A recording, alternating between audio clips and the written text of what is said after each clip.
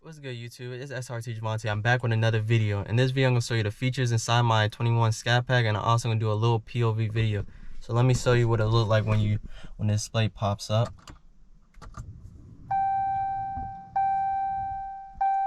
Nice, you can see the Scatpack B and the 392. You can see I already have 4,921 miles on the car.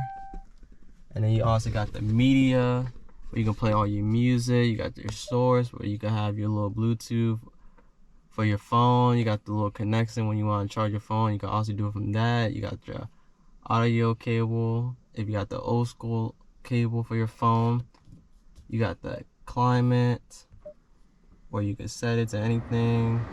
You can turn that on. You got the front vents, the vents for the front and the feet, just the feet, and you also got the feet for in the windows. If you want for like winter time to cool off the window, to take off the little. You got the feet in the window where it takes off the frost during winter time. It will blow all the way up here to try to heat up the window, to try to get the frost off. They also got the vents on the side too, so that's pretty neat that it puts it towards the window to try to get it done quickly, so you'll be able to get to work on time. Then you got controls where you can dim your light, your rearview mirror, depending on like light that gets into the car that might prevent you to see from behind. You got your heated seats, you got your ventilated seats, you got your heated steering wheel for you and your passenger. Then you got your apps. You got SRT modes that you can go into your dry modes. You got SRT board. You got your driving heat, driving vent, passenger heat, passenger vent, project manager, which is your settings for your apps and phone, Wi-Fi hotspot, which I don't have in this car, SOS, just in case you get in any trouble or you on the side of the road because something happened. You got your assistant too, your notification, and your performance, which is, they have a good performance page for this car. But let's get into the SRT mode. So SRT mode, you got your auto, and you also got your EcoBoost and valet mode. EcoBoost is a good thing because it puts it in 4-cylinder mode, but I feel like the EcoBoost only works in like when you're cruising and it kicks into 4-cylinder mode, and when you let off the gas, it also kicks into 4-cylinder mode. It doesn't stay in 4-cylinder mode when you accelerate and stuff like that. But it's a cool mode to try to save gas. And then valet mode just prohibits you from being able to go into any other settings. It doesn't down any powers or anything or limit you to a certain speed. Just doesn't let them go into any other mode except auto. And then you got your custom mode, which is my custom mode right here, where I like to drive in. You got your sport mode, and you got your track mode. You see everything change: your transmission, paddle shifters, traction, suspension, and steering. You can also change that. If you go to custom modes, click on this. You can change all your settings depending on how you feel, how you want to drive. You want your steering wheel to be loose, you want your suspension to be stiffer, if you want any traction, you want paddle shifters. You can do everything in this car. You got phone. You can add your favorite contact list from your phone list. You also got your settings that show your language. You can set everything up, your lights. You can have your car beep when you do starts or lock it and stuff like that, or you can turn it off. But let's get into the performance mode. This is really the good stuff.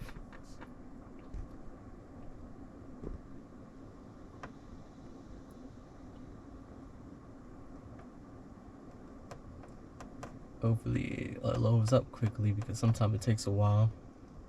Alright, the SRT dashboard finally popped up. This is the home screen where you can set up what you want on it. I got the power. I got current speed. I got intake, air temps, and I also got the current gear.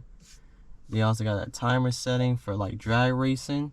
If you're that type of person that like to drag race, it shows you all your times for your 60 foot or any other foot on the drag. You got your gauges.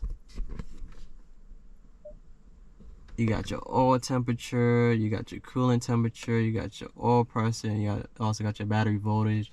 Then you go to here, you also got your trans temp, your air tank temp, and then the next thing they got is G-force.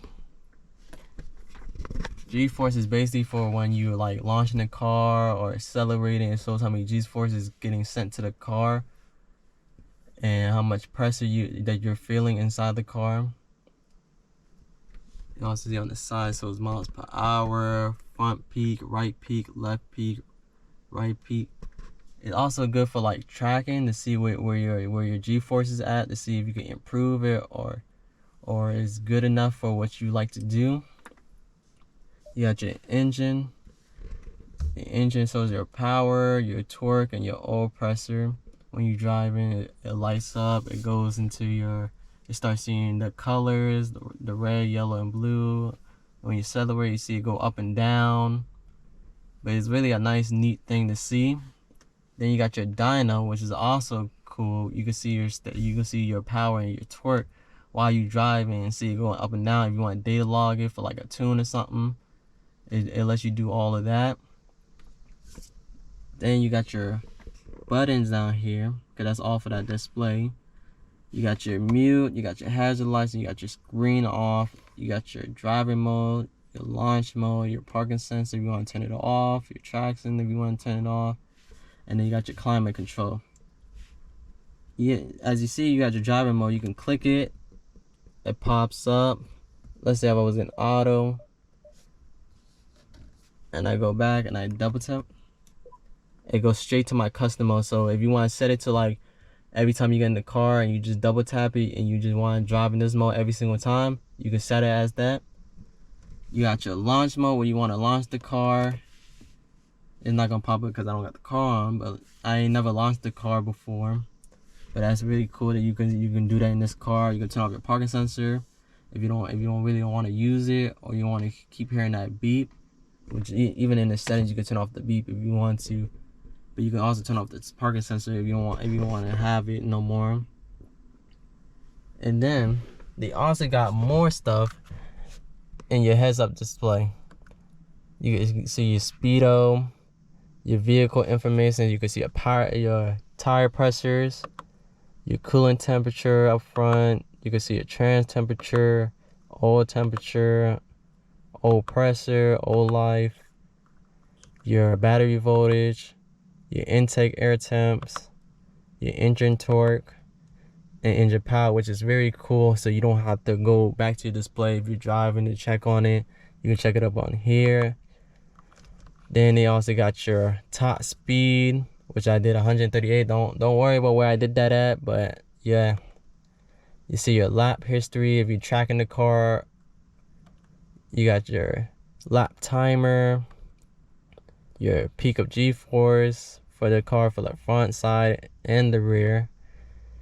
They also got another current G-force, which you did in the car. Your braking distance, your 1/4 mile timer, your 1/8 timer, your 0 to 100 mile per hour timer, and your 0 to 60 mile per hour timer. Then you got your fuel economy. I know 7.9 is bad, but I really even drive a long distance, so that's why it's like that. I mostly do stuff up close that's not that far, but I know 7.9 is bad, but it ain't that bad on gas. Then you got your little trip information. You got your fuel and your miles that you did currently. Then you got your audio setting if you want to change the radio and stuff. Your messages, if you get any messages on your phone. And then you can set up your screen where you can do all different stuff. As you can see, is the little red thing that highlights it. You can do different stuff to it. You can change your current gear, your odometer, and stuff like that for your own settings, which I never touch. And then you got your street warning where you can set it to any miles per hour. I guess it notifies you if you let somebody else drive your car. I guess it notifies you and lets you know, hey, they're going over the speed limit on your phone, or when you have the Uconnect app. Then you got your diagnostic codes, which is very good. So you don't have to go to like AutoZone or any other place or to the dealer to see what the code is, to see what's wrong with your car. You can click that and it will register in your tune or in your ECU to try to see what that problem is, which is very good. So you don't have to waste no money to go and see what's wrong with your car. You can just do this and makes it more simpler.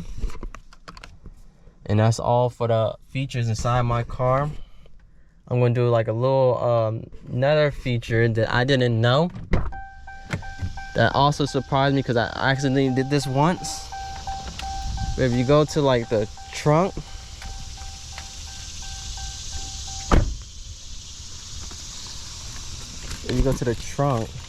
let's say I open it and I was doing something and I accidentally dropped the keys, and then I close it,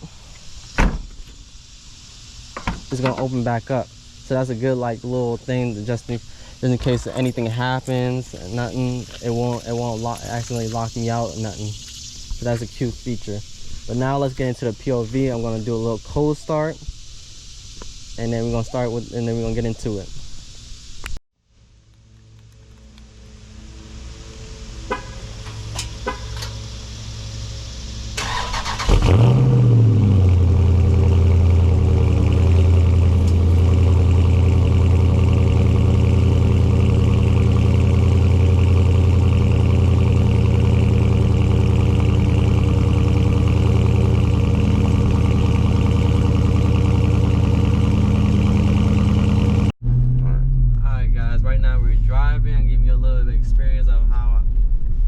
POV driving, you said, right? Yeah, POV driving. So I'm doing a little bit of drive. I'm in my auto. Ain't too loud. You can be able to talk to somebody. Ain't too crazy. The auto response ain't that much. This car puts in 485. Probably like horsepower. Yeah, horsepower. You said the car has 485 horsepower. Yeah. We're getting on the highway right now. This is how the car looks with the tint and everything, guys.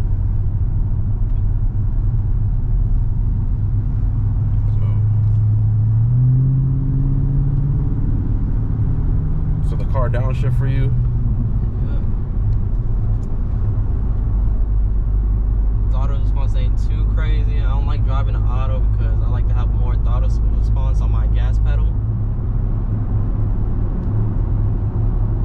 So you got it in auto right now. Yeah.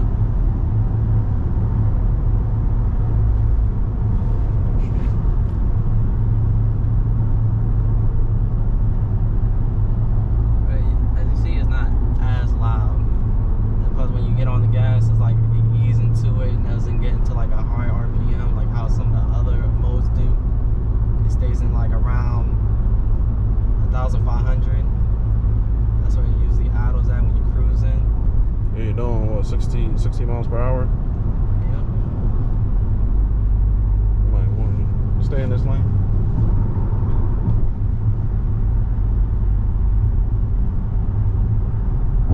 It's very smooth. Ain't rough. It's a pretty smooth ride. Handles corners good. A lot of people like you can't go around with this big boat, but ain't that bad going around quarter speeding. Ain't that bad as long as you know what you're doing.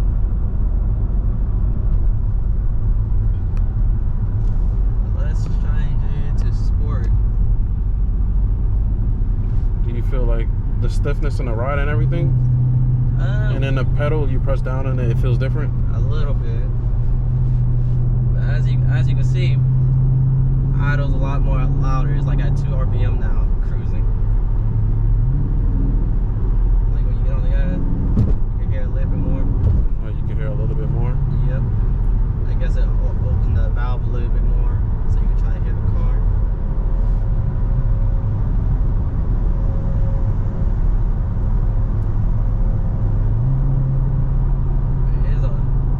Gets a little bit stiffer, ain't too bad. That's mostly why I keep it in sport or street. One of the two I keep it in when I'm usually cruising. But sport is like a good like cruising, casualty driving. That's mostly why I keep it in when I drive. When I get in the car, I put it in sport.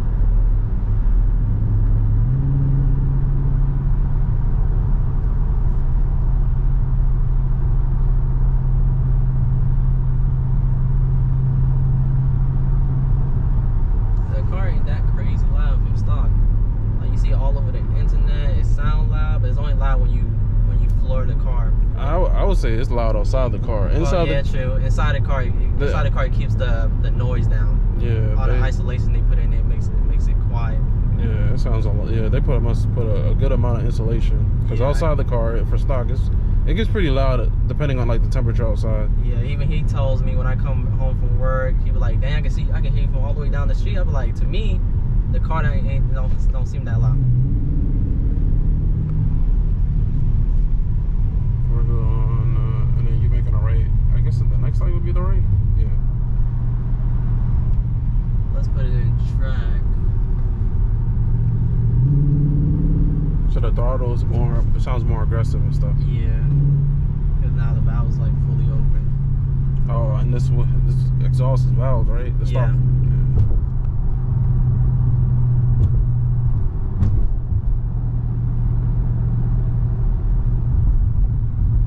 You hear all the crackles and pop from the exhaust. Oh yeah, I can hear it a little bit more. When you get off the gas. Yeah. And it downshift a lot more aggressive. And then if you step down on it, oh yeah, it shifts hard. Yep.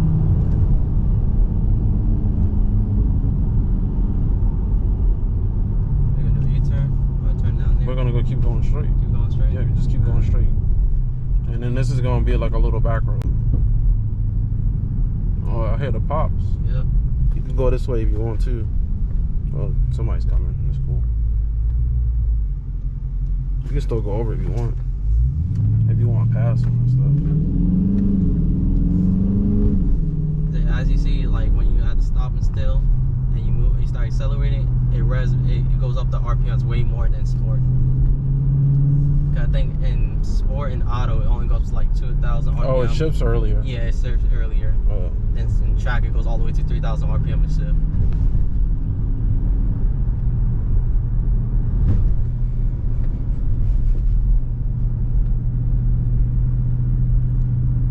This car, every time you drive it, puts a smile on your face. You cannot be in this car and not want to do a pull in it when you hear this car. Like, doing pulls is the most fun thing. Here it get all the way to the top to like 6,000 RPM. Hearing it scream out is the best thing to ever hear in these V8s.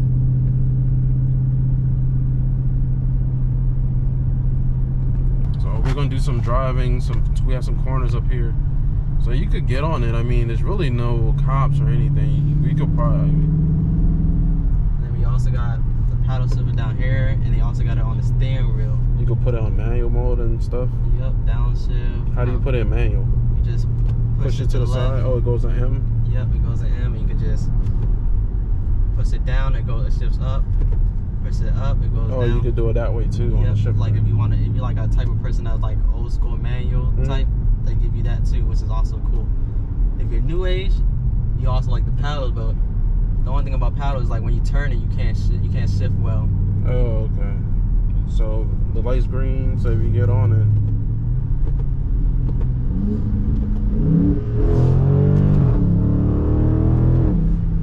Oh yeah, it's pulling. Downshifting.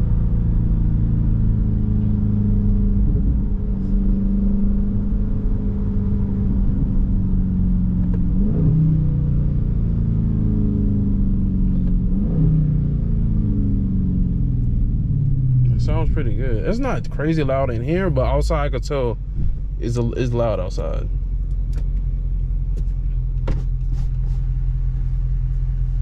You want to do a launch? Hmm? You want to launch it? You want to launch it? Yeah, you want to launch it? Nah, the lady behind you, bro. You gonna have to give her a new bumper. Give her a new bumper. I think she's on your behind right there. CVI. Nah, she gonna be mad. She definitely gonna chase you down.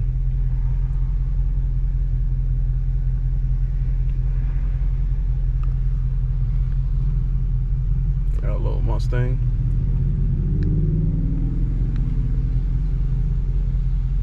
Surprisingly, when you launch these cars, they ain't bad like how Mustang are. They don't fishtail as much. They stay straight. So it's not too crazy. That's why you see a lot of people drift them, because it's so easy to maintain them.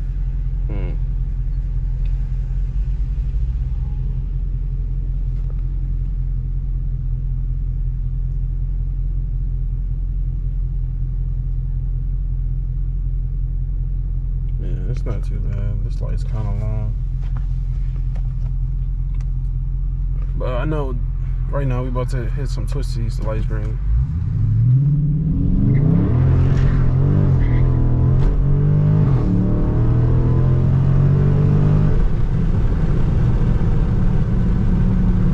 Not too bad. Spins a little bit. Yeah, spin a little bit.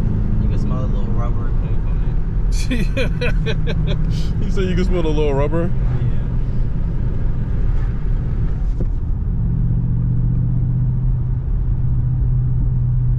Got some corners up here.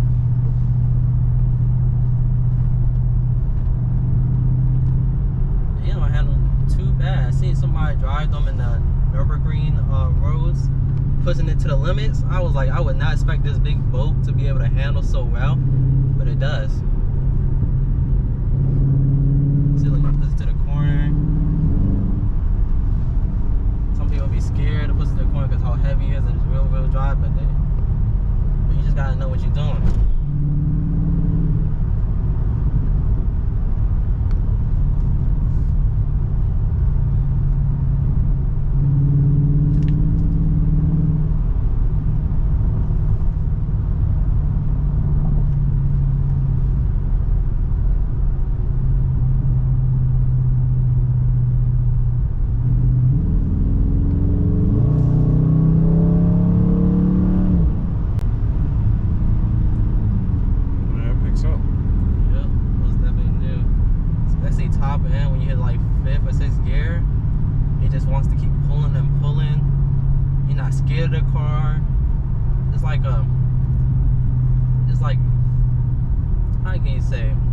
You don't really feel all that pressure after you start hitting top end. You just feel it once it just keep pulling, but you don't feel scared doing it.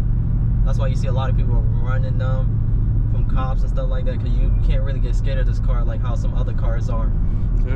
So you're just saying like the acceleration is theirs, it might throw you back in your seat, yeah. But then when the car starts going, it's controllable. You can feel it. Like, yeah, it's nothing to be worried about. The car is a lot more. It feels a lot more controllable. Yeah.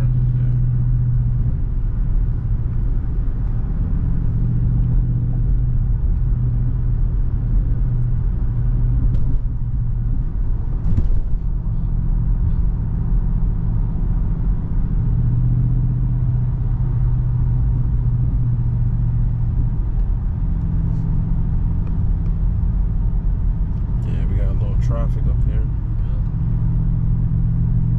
It's crazy how much this crackles just with stock exhaust. Most cars don't even crackle with stock exhaust. You literally have to put exhaust and you start hearing it crackle. But in this car, you hear it crackle a lot, especially when you're in like first gear in sport. And you really don't hear it when you in track, right? Yeah, not as much. It's not as loud. In the other modes, except track. When I put it in sport and I go like first gear until like 3,000 RPM and let off the gas, you start hearing it like a lot more. Kind of sometimes it's like sound like gunshots.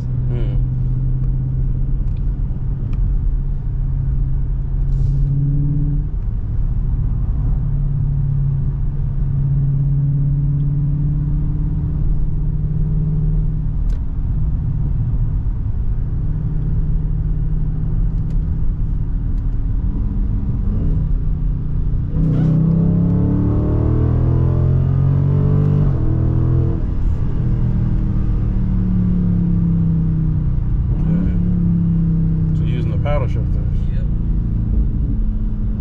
And it handles alright.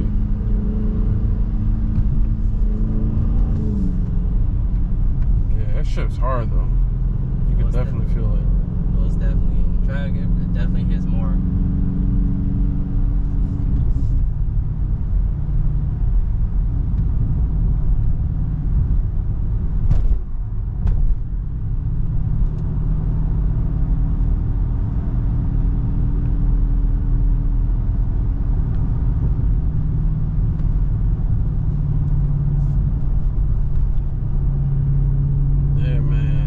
Sorry guys, these guys can see this lady holding up traffic, pressing the brakes on little bumps.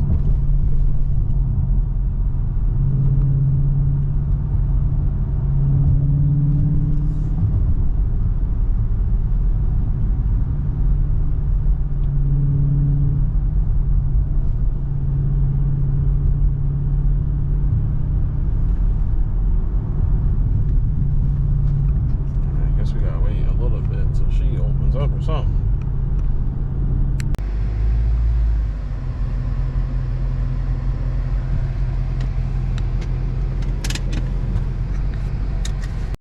Alright guys, this is the end of the video. I'm gonna do a little bit of look around of my car, show you what it looked like. This is the interior, got the black with red stitching, rotation, the red seats. Then we'll look at the car, show you what I was driving. The day running lights makes it look so aggressive, especially at night when you see them, but even during the day it looks way more aggressive.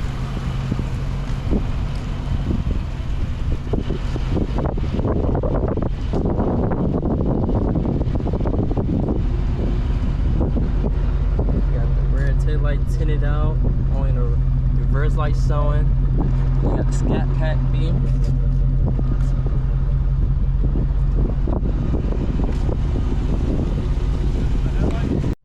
Let me also show you my LED that I put in the car, because these are something that you really need to do when you get this car, because they don't have them. They have hydrogen bulbs, but having LED bulbs are way more better. It looks better with the day running lights, as you can see, because seeing that tan color just makes it look terrible. But as soon as you get that LED bulb, it makes it look way more aggressive and matched with the day running lights. Alright guys, this is the end of the video. If you like this video, like, comment, and subscribe. And if you have any other suggestions of a video, put it in the comments. And I'll see you in the next video. Peace.